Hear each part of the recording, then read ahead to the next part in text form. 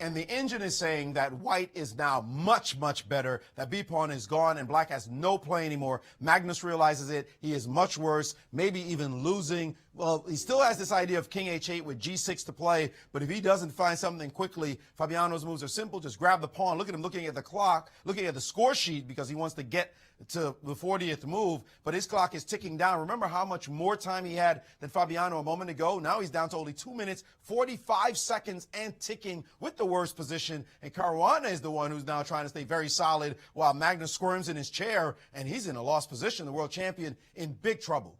I think now he will find king h8 because now it doesn't work though, Jen. King h8, rook takes g6, and I'm in time with bam, rook b6. Oops, and that's all she wrote. That's just over. Well, can I at least play rook e6 and not lose, or yeah? Ooh, you have. Oh, I don't think that this is going to save you. Well, maybe it is. There's a rook f1 check here at the back. Lots happening, guys. Lots happening, but look at the clock. I'm sorry to be a broken record, but Magnus is down now to 1 minute. If we update the clock, 1 minute and 55 seconds. This is crazy, and he doesn't have a move. How are they going to make all the moves? And he played How are they going to? They're not. I mean, this is just complete insanity. Whatever he did, he just played. He played it very quickly, and we've seen rook takes b4 as a response. I don't know what he played. He did play king h8. So he found king h8, and now rook takes b4. Rook takes b4, and we're going to see some of these variations. I think that's why Magnus slowed down, because this is so sharp. Magnus played g6. G6 and takes on g6 has been played. Okay, we have to be consistent. And now Fabi's on move. He's got 48 seconds left. Only 8 moves left to go. Only 8 moves. But this position's so calm, Maurice. You know. Yeah, right. God, Fabi, you got to move. You've only got. What do we do after rook b6? What is actually rook b6 is a terrible move because of queen takes f5. It's winning. He cannot play rook b6. He's actually down to making only one good move now. He has to play queen to b3 or he's losing. He's got 21 seconds and left. He must find queen b3. He can't make the moves in time. He's got to find queen b3 right now or he loses. He did find it. Look at that. He played queen b3. 15 seconds left on the clock, though. Gosh. And he's praying that. How many moves does he have to make? He's still got 7 moves to make. 12 seconds left, a minute and a half for Magnus. Oh my gosh! So what happened after queen b3? So he has played queen to b3. Bishop c6, knight to e3 has been played. Yes. And now they're whipping out the moves. Even the program is trying to keep up. Bishop takes e4 and bishop d5 on the board. Bishop takes e4 and bishop David 5 on the board. 11 seconds left, guys, to play 5 moves. And Magnus with 108. He's gotten his pawn back, it looks like. The engine's saying it's basically even now. Not the precise moves by Caruana, but he doesn't care about precise moves right now. He just needs moves. As long as he's even when it's at the end of it, he's going to make 5 moves in 11 seconds. That's, what, 2.2 seconds a move. Can he pull this off? Can he do it without making a blunder? Exactly. He certainly physically he can. Magnus has tons of time, Yasser. He's got 30 seconds? He's got over 30 seconds. I wouldn't consider that time is all relative, right? Oh, yeah. 37 seconds ticking down quickly. What is he thinking about? Is he just going to take on d5? He could actually do anything. He's perfectly fine. Bishop f3, bishop takes d5. I think bishop f3 is the best move because that's the one that Fabi's probably thinking about a little bit less because it's not a capture. So I would play bishop f3. That's definitely the trickiest. That's the time pressure move. And he has played bishop f5. He did take on d5, and knight takes d5, and queen c6 has been played.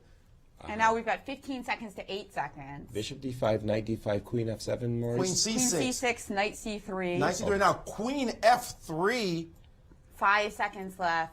4, 7, 6, 5. Oh my! Look at this! It's insane. 4 seconds. 2 down, and they have.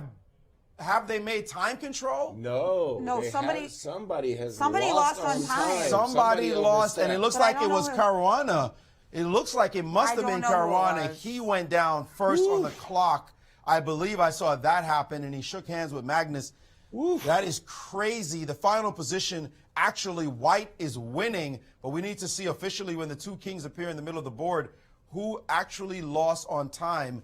Move 38 was the last move we have registered, so clearly somebody lost on the clock. I think you're right, but we're going to get that confirmation as soon as we can. People are saying Magnus lost. We're gonna get that confirmation, but what a crazy finale. I don't want to call the result yet because I'm getting contradictory reports. All right. But it's certainly, can you tell by their facial expressions? King on D4, king on E5. Is that right? Black wins. Doesn't that mean black wins? That would Black mean wins. that that would mean that Magnus won indeed, if that's correct. I mean, the king is on D4 and black king on E5. They usually situate that. That's a black win. King E4, king D5 is a white win. Is a white win, right? So it looks like Magnus won the game, as we suspected, with Fabiano letting his clock tick down so much. Magnus shaking his head, surely not pleased with the game. But I can tell you Fabiano is a lot less pleased having let this happen if he did in fact lose the game. Or is it possible that they both made time?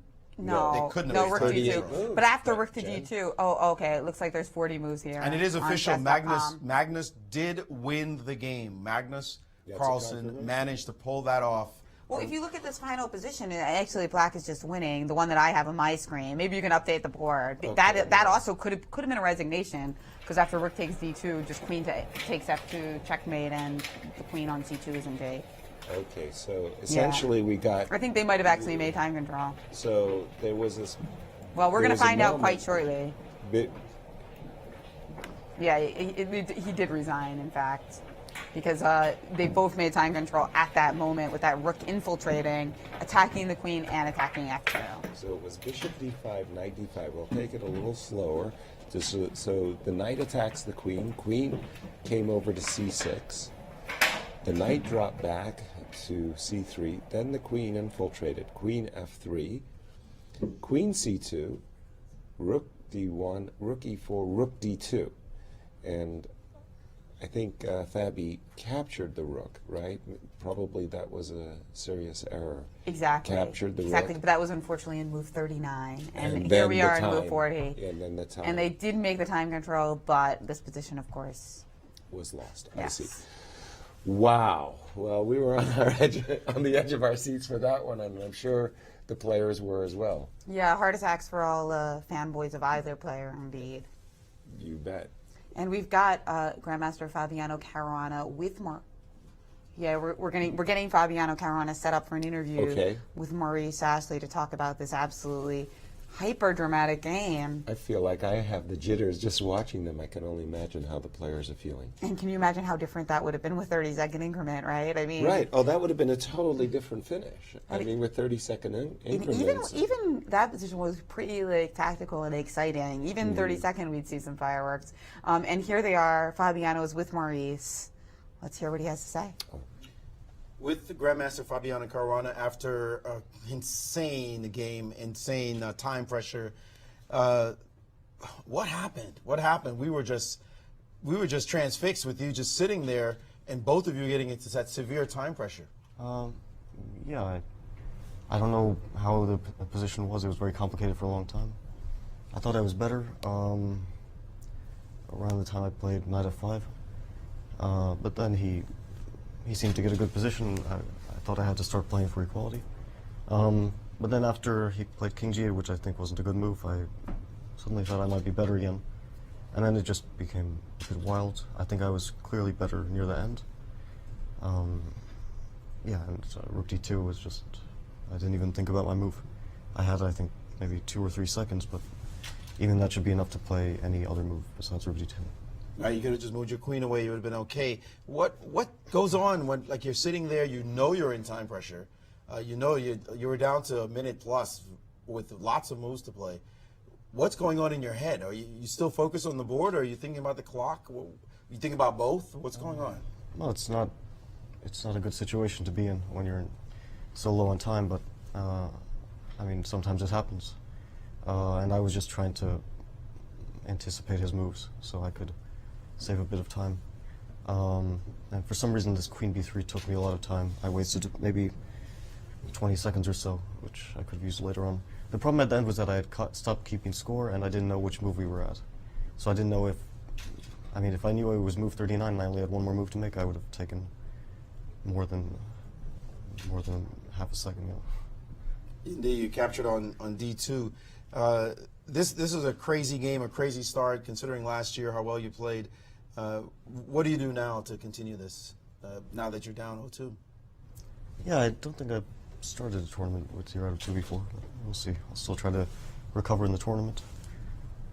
I think today was mainly an accident. I mean, it could have gone either way. He was also down to a couple seconds. He also could have blundered something. But yeah, I mean, these things do happen. Tough game. Well, thanks for joining us, being gracious enough to explain your thoughts, and good luck in the rest of the game. Thanks. Fabiano Caruana, after a very difficult time pressure loss, a long way to go. Guys? Wow, I feel like I need to recover from this. This was really a huge result in this tournament. I know it's the second inning, I know it's early, but that was such a very meaningful result, and imagining in the reverse what it would have meant for world champion Magnus Carlsen. As we saw in Norway, he got off with a horrible start in Norway and he didn't really recover, and he has to feel like he dodged a bullet today. And wow, I don't think we're going to see that again in this tournament, in fact. So I hope you guys enjoyed that. I don't know. It's tough. We may see more time scrambles, but wow, we saw one today. Magnus is with us in the studio. With world number one Magnus Carlsen after a smooth victory, Magnus? Wow, that was heart palpitations for us. I'm sure it was much more for you. What were your thoughts when he was at 1 minute, you were at 11, and all of a sudden you were almost equal on the clock? No, it was crazy because I thought I was fine after the opening, and then after knight f5 with this bishop g5 stuff, I had so many different options there. And I thought I was fine, but there was just so much to calculate, and again, I sort of had enough time later on, but then it got a bit out of control. I think my king f8 was stupid. At that point, I was trying to play a bit provocatively to get winning chances, but then. I mean, this b4 stuff and so on. That was that was just a bit too much. You ended up in a bad situation when you played a5. It looked like you were in a bit of trouble right there. Yeah, and after a5, I realized that I might be in trouble because I thought I could always force a draw with g6, takes queen b3, and he gives perpetual on g8 and on. And h7, but then I realized that after he's played a4, b4, he can actually take my bishop on b7 after he's given a check, and the queen is no more trapped as it would be after rook e7 when the pawn is on b5. So then I realized that there was no emergency exit, and I thought I should probably start playing for tricks. I mean, from a practical point of view. World champion plays for tricks, huh?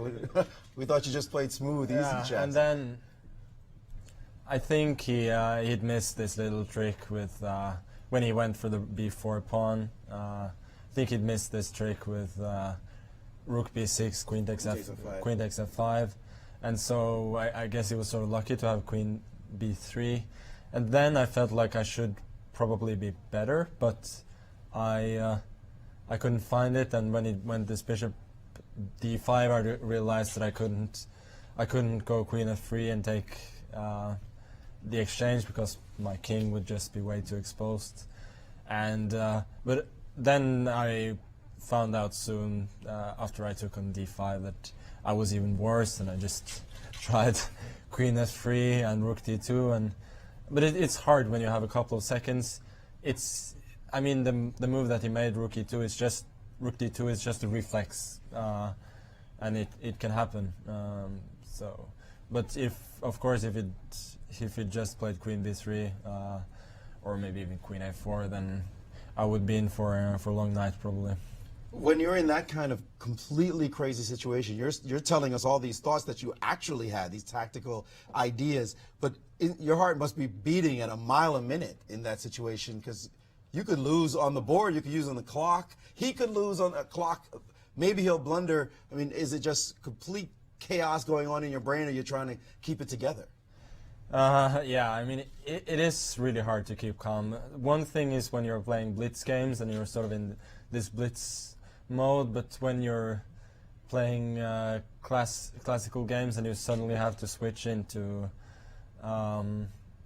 blitz mode, it's very hard. But I guess probably we did spend a little too much time early, because around, let's say from move 20 to 30, then we could really both have used more time, because the position was still very complicated and there aren't so many clear guidelines there. But I guess that's really been my main problem for the first two games, that I've been too impractical, but fortunately today my opponent was impractical as well. Final question for you. Can a game like this spur you on? Can it feel like, okay, at least I got the win and now it's time to try to put some wins together? Yeah, I mean, it does feel good to win. Yeah, in my situation, with my recent form, I'll take any win I can get. Understood. Well, we wish you the best in the rest of your games. Yeah. Thank you. World champion Magnus Carlsen giving Norway a chance to breathe. I'm sure all of Norway's happy after that victory. They'll take it however they can get it. Guys?